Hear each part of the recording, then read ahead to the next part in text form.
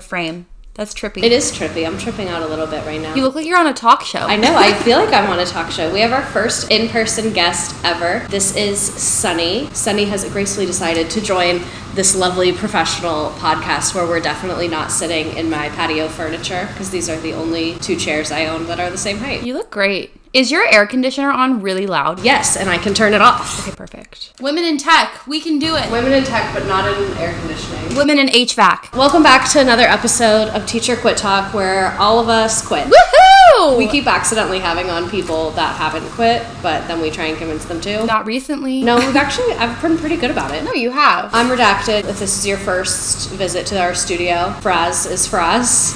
Fraz is Fraz. And I'm Sunny. Hi, Sunny. Tell us a little bit about yourself, as much or as little detail as you would like. Where'd you teach? Why'd you teach? Who'd you teach?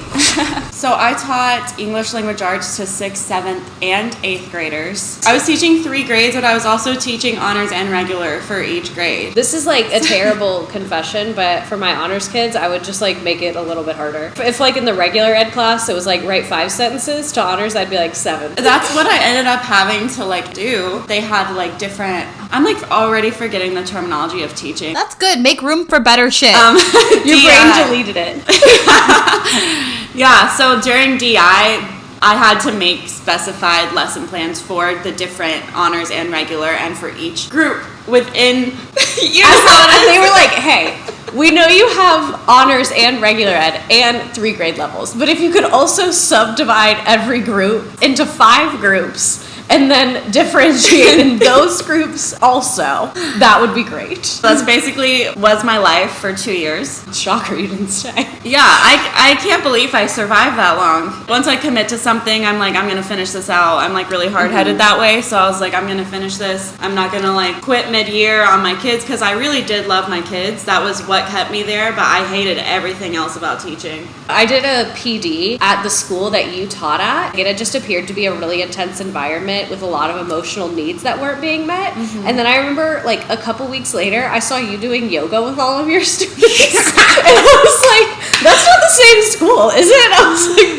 what's going on That here? had so much chaotic energy, and I was like, what do these kids need to like calm the fuck down? And I'm also a yoga instructor. At first I started doing like mindful meditations like the first 5 minutes of class, and they like did not take it seriously at all at first. But then they would start asking for it, and we would start extending the time of meditation, and they would actually start getting quiet. And I was like, you know what, you guys want to start doing like a little bit of yoga? And I like tried to start a yoga club, but then COVID shut it down, so like that didn't happen. But yeah, I started doing yoga with them, and that was really nice. It really helped me bond with the kids, and they saw a side of me that they didn't see beforehand. So Yeah, I like love kids find that. out about a hobby you have, and it like they really get interested in it, even if it's like something that was of no interest to them at all. Like I remember I knew this one teacher who collected something. It was something kids wouldn't give a shit about. I can't remember what it was. It wasn't stamps, but like something with that kind of energy. And the kids were telling me about it, and I was like, that's what really like got you jazzed? Like that's what got you to like this one?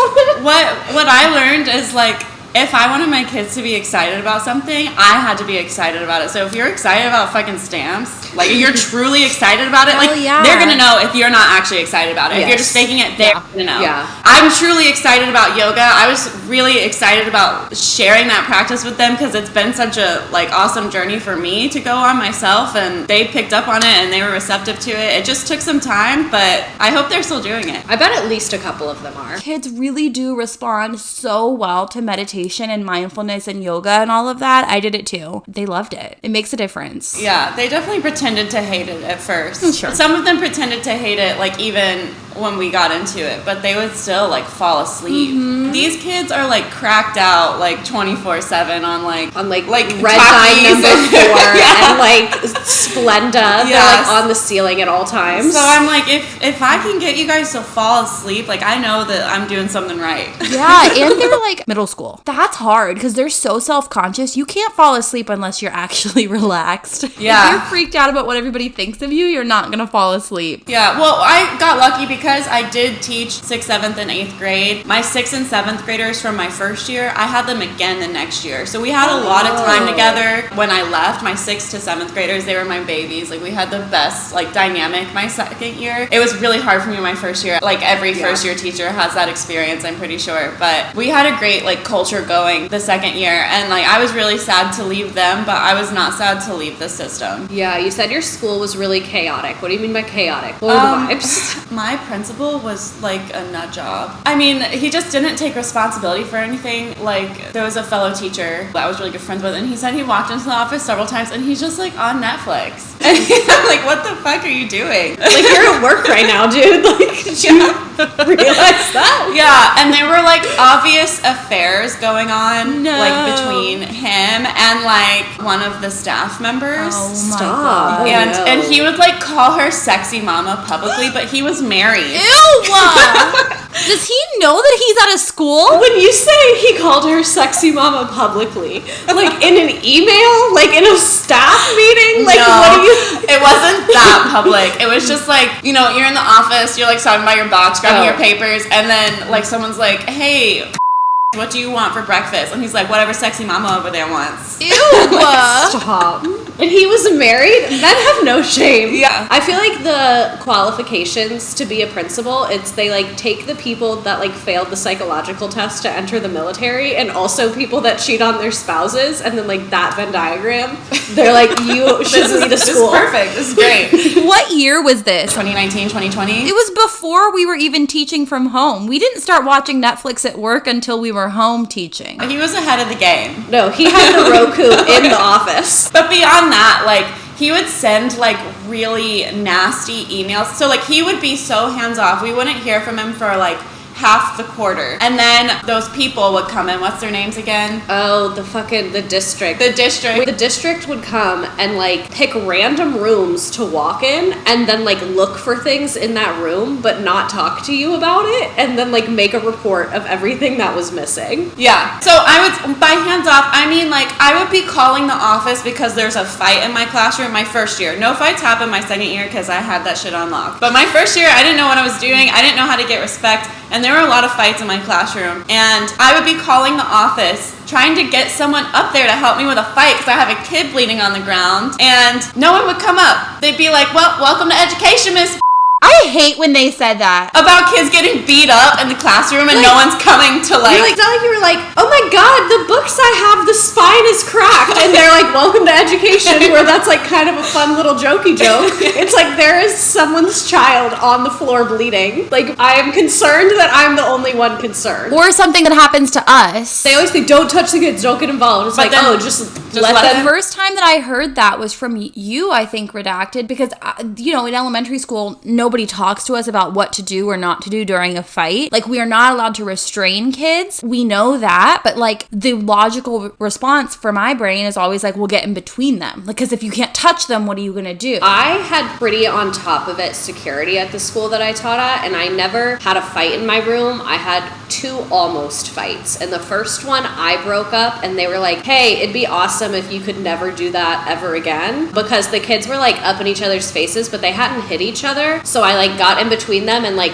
pushed their arms apart, if that makes sense, just to kind of like, give them a little space. And then I made one of them go in the hallway, and they told me to never do that again. And then after that, they told me that the protocol is, like, call for security and then get all the other kids to the other side of the room as fast as you can. But I never had it get to that point. There was only one other time where they started to kind of have, like, a moment, and then I was like, I'll call security, and then security heard me say that, so they started walking up, and then it ended there. Like, as a woman with, like, maternal instinct, especially if kids like you, like, just fucking love to death. Exactly. You know? Like, I'm not gonna sit there and watch my kids get beat up. I'm sorry. I'm gonna break it up because that's the human thing to do. I don't care if I get punched, honestly. That's the mindset I had in the classroom. Anyway, so back to what I was saying before. The district would come in and they would, like, raid our stuff, and then we get, like, a bad review. And this especially happened my first year because I didn't have time to get anything organized. Like, I was there till, like, 7 p.m. every day trying to figure out how to organize my stuff. I wasn't getting any help. The only help I ever got was from my fellow teacher who also taught English next door,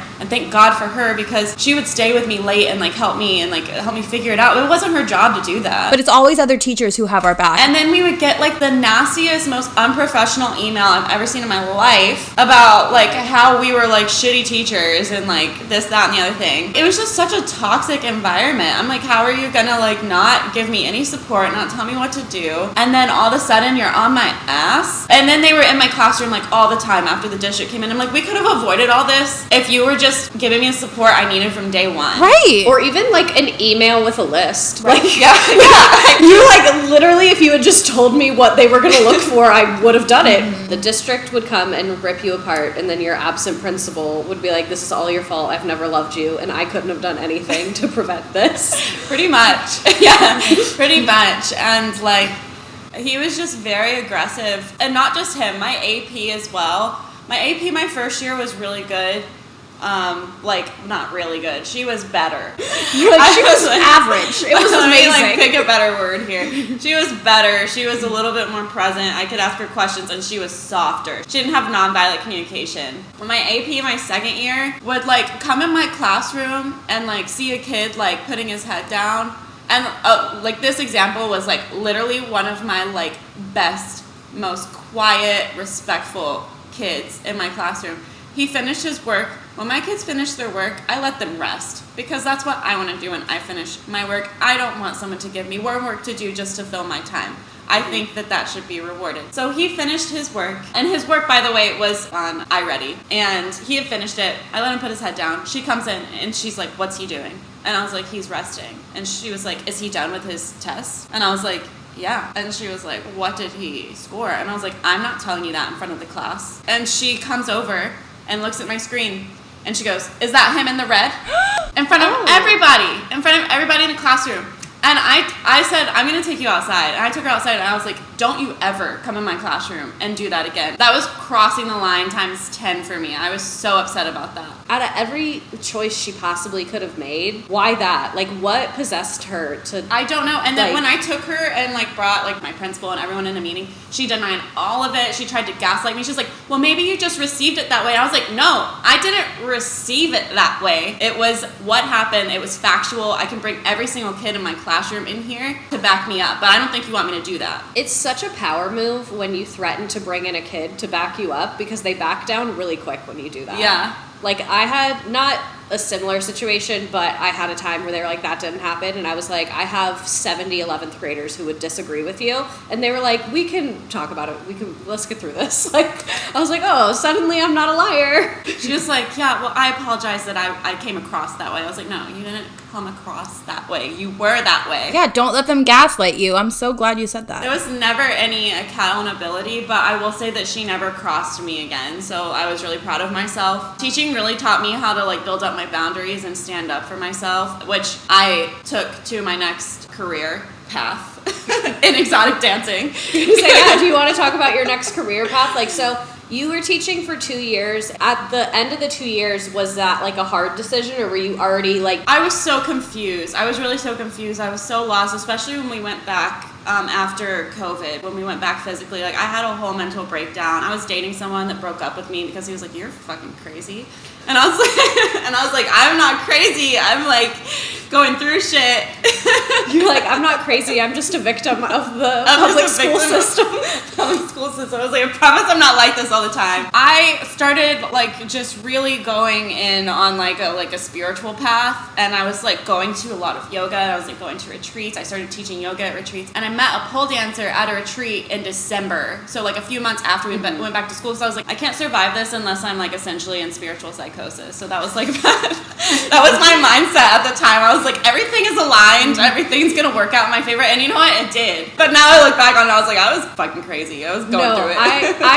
I also went through the exact same thing where literally I still have the papers in my room right there where I was like, okay, you're just going to write down what needs to happen and you're going to get out of this darkness of teaching. And I just like was writing things down that I wanted to happen, and it aligned. Be delusional until it happens. Like exactly. That's my new mindset. But yeah, I go to this yoga retreat and I meet a pole dancer, and I was always like really attracted to pole dancing. And I was like, oh, like I love pole dancing. Like I would love to like if you could teach me a few things. And it turned out she lived down the street from me. Because you were aligned. That's why she lived down the street from me. Yeah, exactly. I'm telling you. And like I wasn't supposed to go to this retreat either. I was upset because that dude broke up with me. And I called my friend who was running the retreat, and she's like, you know what? I was going to teach yoga at my retreat, but like I feel like you need to come. I was like, yeah, that sounds great. Like I feel like I need to come too. I'm fucking losing my mind. So I come, I meet this girl. She teaches me pole dancing. I'm like obsessed from day one, and buy a pole for myself, and then I'm on it every day. It becomes like my yoga practice. Living this double Hannah Montana life, being a school teacher and going home and like pole dancing and posting my pole dancing videos on social media, just like on a public account. Like I'm just. You're like, this is fine. You're like, that's not me. This is totally fine. I'm like, they have bigger issues. They're not going to come for me. I couldn't figure out what the fuck I wanted to do. Like, even during this time, I was like, okay, I'm going to go back to school to get my master's in public health. Like, I was really, like, wanting to stay aligned with going into politics, saving the world, like, helping the world be a better place. And I still kind of want to do that, but, like, maybe in a different way. I took a year off and I traveled. And when I was traveling, I had like all these epiphanies. I had a near-death experience. And when I like was in that position, like I was by myself in Nicaragua, and I was like, nothing matters, nothing, like I don't have to do anything in this life except for things that make me happy. I always took so much responsibility for things that weren't my responsibility, and like being in that moment where I was like on the brink of death and like not having my family with me, I was like, everything could be taken from me in a second, so why am I stressing myself out for no reason? And then a week later, I was like, I think I'm gonna go be a stripper. So I was like, I love pole dancing. I want to make money, so why not? Life hack, if you don't know what to do with your life, almost pass away in a foreign country alone, and that moment of clarity, you'll be aligned. Right. But it doesn't end there. Like, the alignments kept happening. I went to Hawaii because I still, like, I was scared. Like, I started selling my news online. I was like, what is wrong with me? What's going on? Like, I wanted to go into politics, and now I've always said, I think the next glass ceiling we have is a president who once had an OnlyFans, because it's gonna happen. Actually, before we get to that glass ceiling, the glass ceiling prior will be a president who's had their nudes leaked, because I feel like current politicians, when they get their nudes leaked, it's like, well, you were doing that shit while you were a politician. What the fuck? But in 20 years, we're going to have people who, like, that was normal teenage, young adulthood, normal, regular, anybody behavior. And, like, then you did politics. It's going to happen. Study for president. Anyway, I was, like, really scared, and I wasn't, like, jumping into it. I just knew that it was what I wanted to do. And I went to Hawaii, and I was, like, working at a retreat center there, like, still trying to, like, figure my shit out. And I would hitchhike to Hilo, which was like an hour away from where I was staying. And I would go there every weekend and like go to the pole studio. And I met a girl who lived in San Diego who was a stripper. And I was planning on moving to San Diego anyway. My backup plan was to do massage school. So I was like looking at a massage school in San Diego, and I was like, oh, well, I think I'm going to move there anyway. So yeah, like I'll come audition at your club. Like in the back of my mind, I was like, I'm not going to like this. Like I'm not going to like any of this. I think that I'll just do it on the weekends and like make my money doing something that I like to do, which is pole dancing. And like put up with the lap dances and all that. And I won't have to work like 5 nights a week serving or doing whatever I would have to do to go to massage school. I started stripping, and the first 2 months I was like really still going through it, like what the fuck am I doing? But then like I don't know, I just came to this place of like, this is what I want to do. Like I don't mind the lap dances. I actually find them kind of fun sometimes if I am digging the customer, like not like like I'm attracted to them, I don't want to like fuck them. But no, like, I feel like it's the same energy as when you have like a regular at your bar. Like they're still a customer, and I don't want to hang out with you, but I definitely prefer you to other customers. Right. So like I have certain regulars, or like just people who come in where I'm just like, you know what, I feel like we'd be friends out of here. Yeah. And like it's just like going to the club with your friends and like grinding on your friends, but it's not like, it doesn't mean anything. You know, it's like the same thing for me. But my club is also like only topless, no touch. Basically, you have like your own authority over like what goes down in the lap dance room, but definitely no extras are happening. Like no one's sucking dick at my club, so like I feel really safe there. The way that like, and I truly just mean this with all the peace and love and just putting out the irony, the way that your boundaries are more protected as a stripper than they were as a teacher. Oh, like right. The way that your employer at the strip club is like, I want to make sure you're feeling safe and respected. And teaching, they were like, yeah. Even the security there was like, no, we got your back. Like if you want someone out, they're out.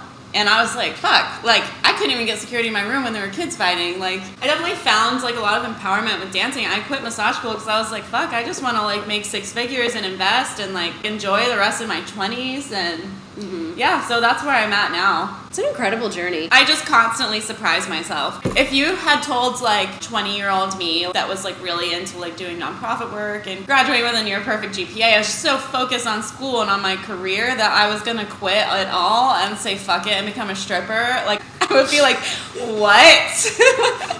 Past you would have been like, someone get her into therapy right now. What are you all doing? Like, if I had a psychic back then, I'm glad I didn't. But now you're aligned. And now I'm aligned, and I do have a psychic.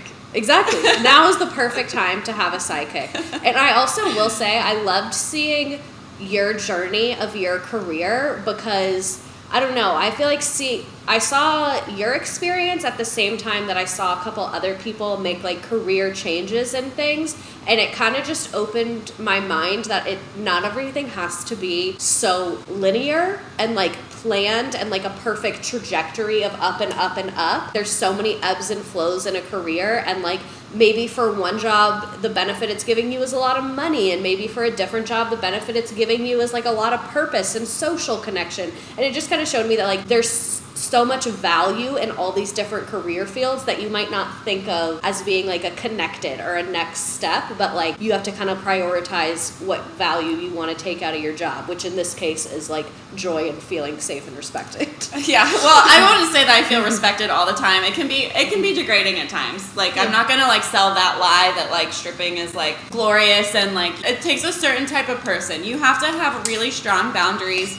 You have to be able to handle rejection really well, because you're going to get rejected over and over and over again. You're going to get 20 no's before you get a yes. But you have to be consistent. Like, I hate it when people say that stripping is easy money. There's no such thing as easy money. It's not easy money. It's fast money, but it's not easy money. And for me, it's worth it. For me. Mm-hmm. But for some people, it's not worth it. I'm a very physical person, and I don't mind being snuggly with a stranger, because I personally think men especially need more of that. And I wish they could get it. Yeah. I wish they would get it from their friends, but like whatever. Like, if you need to pay me to like snuggle you, I will. Yeah, I mean, they come in and they tell me like about their divorces. Like, I'm just a sexy therapist. Yeah, I was gonna say that. Yeah. Not like that, but I was just gonna say like men are very much in crisis, and I feel like they just are seeking out emotional connection, and for a lot of them, they don't realize that that's their intention when they're going to a strip club, but it is. It takes a while to get there. Something I put together is like the guy that's giving me creepy serial killer, if I can't have you knowing can vibes, really just needs a good hug and someone to like talk to. It's so weird. I just had this experience this weekend where like I had this guy in the champagne room, and I was like, he was super like happy and exciting on the floor, and then I get him in the champagne room and he's just giving me like weirdest vibes ever. I was like, this seems like a different person. Like, what's going on?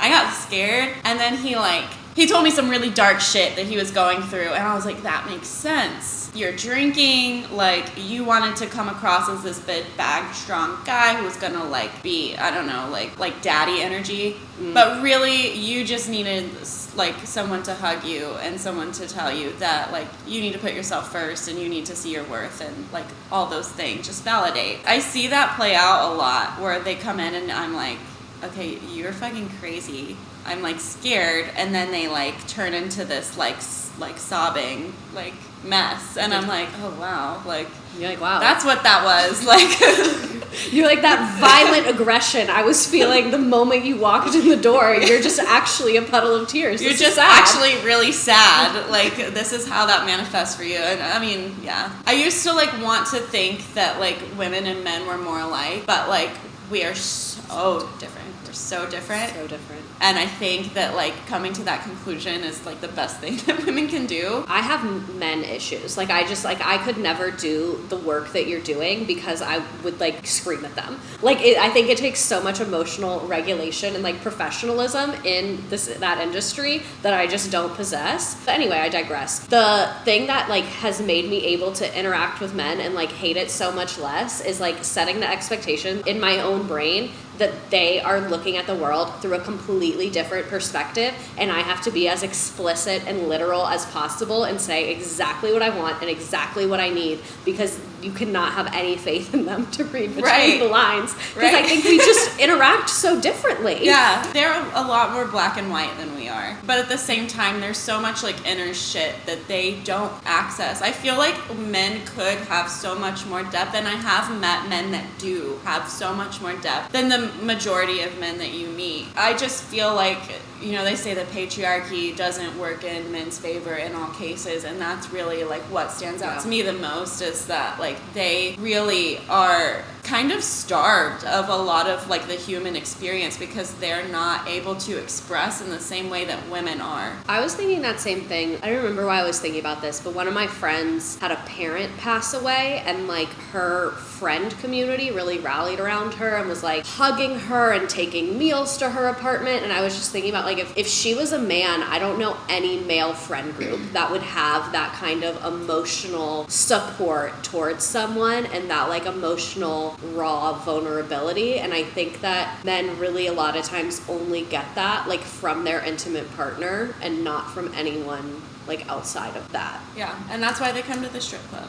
Yeah. Yeah, because they don't always have an intimate partner. But yeah, I mean, I've definitely seen it like within like more like spiritual yoga groups, like men are a lot more connected to their like feminine side and they do hold space for each other in that way, but it's very rare to find. Yeah. Would you ever in a million years think about going back to teaching? I actually have dreams about it all the time. Oh, I mean, God. the only...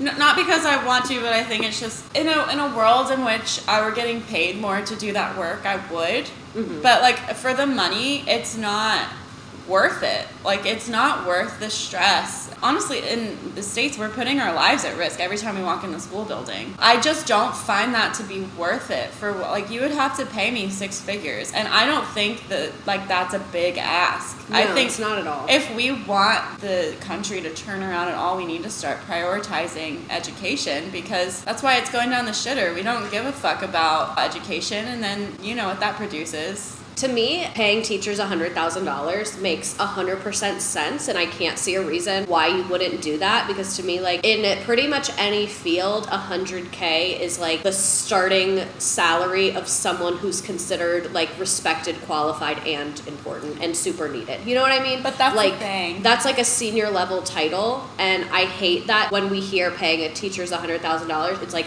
groundbreaking to people. And I'm like, no, like that reflects the level of professionalism and the qualifications and the work that goes into this. Do you know how many more people would want to teach if they could make $100K Yes. teaching? Because people that are smart, that know they can make money elsewhere, they might try teaching for a couple years, but they're never going to stick to it because they're like, why would I do this when I could do that and make way more and have to deal with so much less shit? This is, I can't remember where I read this or watched it or whatever, and it like is so depressing to think about that women gaining more rights in the workplace was one of the worst things to happen to the education system, because like my grandmother was a mastered level professional and she desperately wanted to work in science and faced so much gender discrimination that she could not do that, so she became an AP biology teacher instead. So they had an extremely smart and extremely qualified person teaching that, but had she been born 30 years later, she fucking hated those kids. She apparently complained about them all the time and constantly was like, I want to work at a lab, I hate this,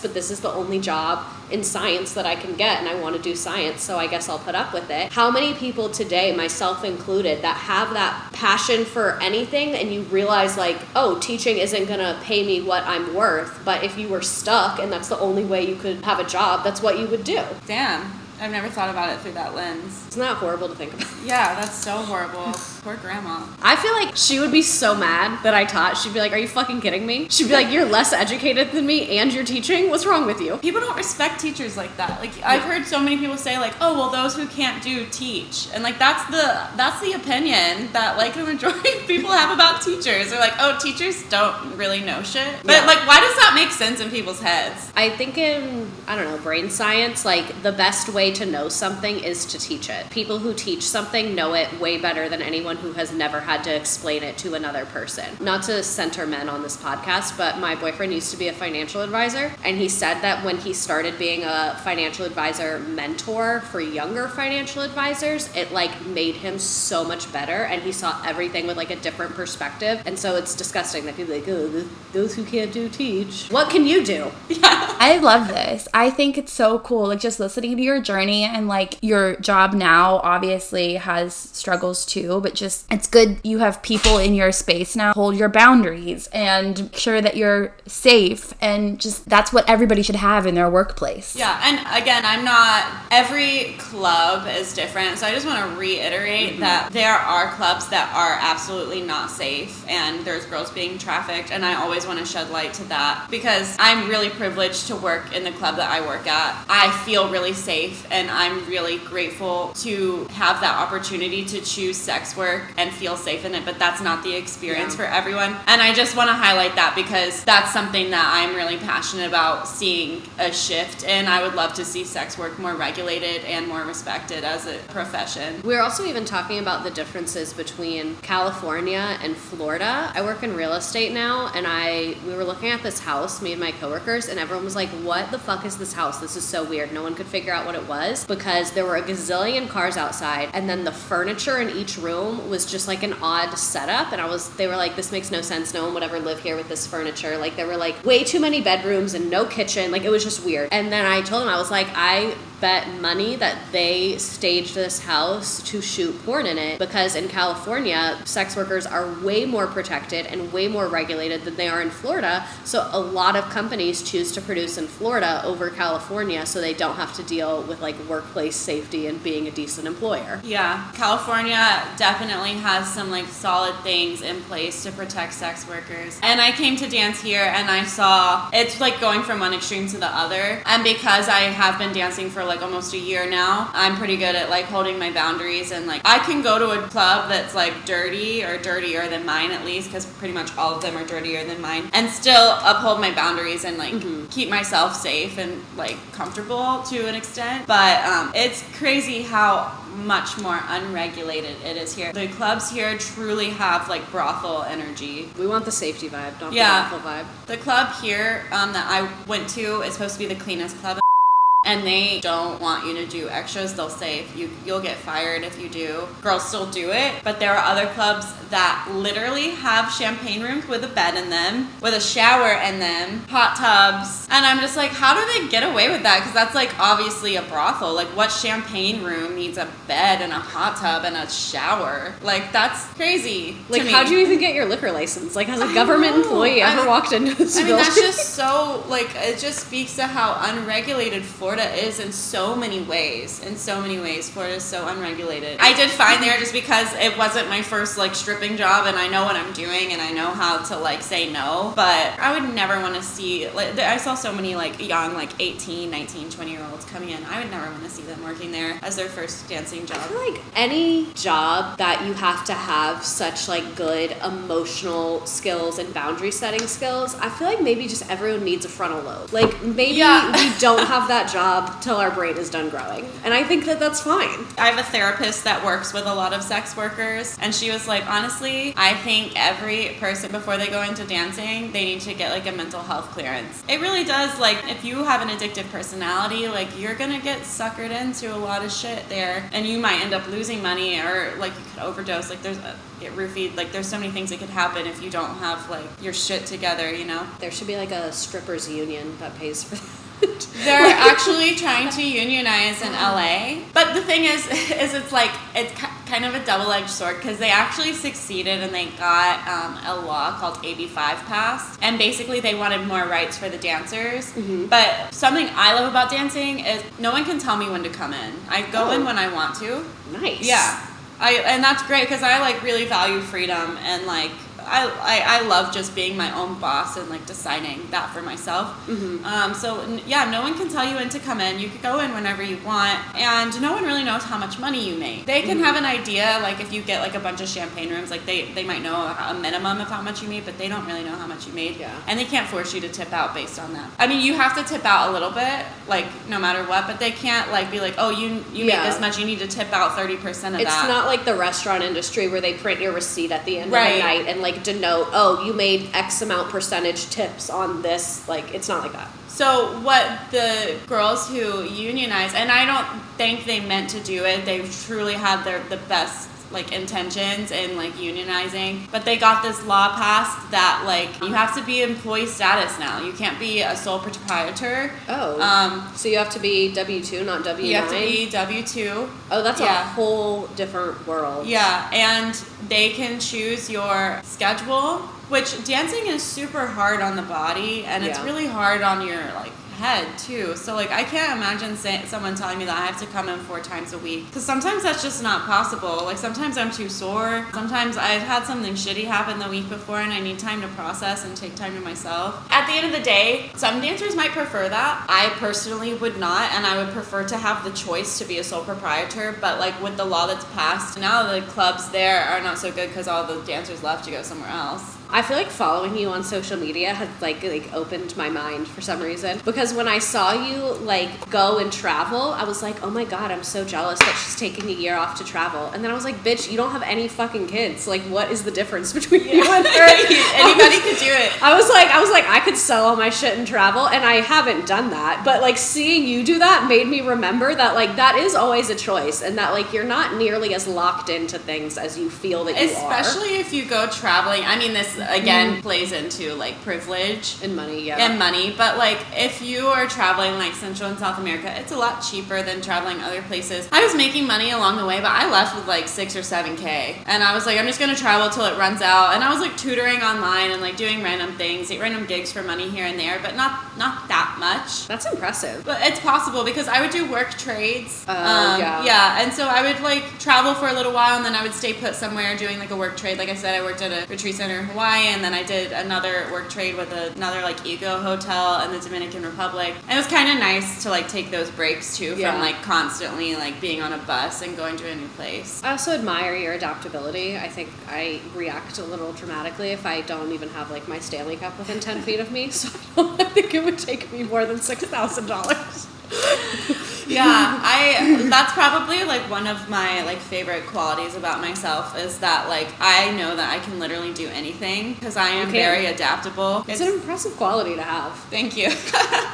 Again, it's another double-edged sword, because like I make very impulsive decisions because I know I'm gonna make it work, but I'm like, okay, well, like, was that still the best decision? You're like, just because it worked out doesn't mean I should have done it. But everything's turned out fine so far. But I'm just like, damn.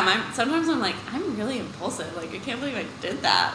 But you're right. It does always work out. Like, you're smart, you're adaptable, and you're nice. It always shakes out in a way that's productive. So other than the pay, is there anything that could get you back to teaching, or any part of teaching that like you miss in your life? I really feel like the biggest thing is the money. I think a 4-day work week would also be helpful. $90K at least, and a 4-day work week. I feel like that would get me back in the classroom if I could find like a good school district. If like the queen of the universe was like, Sunny, what do you think I need to do to fix public education in America? I'm going to pay the teachers $90,000. Like, what piece of chaos do you feel like would be the most impactful if we removed that piece of chaos? Class sizes that were a result of teacher shortage. During COVID, when we were hybrid, I had a class of 42 6th graders, 20-something kids online, 20-something kids in person, and 9 of them were special ed. And like, I was supposed to have a special ed teacher, but he never showed up. He was work from home. So he was older, and he got some sort of clearance to work from home for the rest of the year, and he would still like hardly ever show up or do anything to help me. So yeah, it was just me, and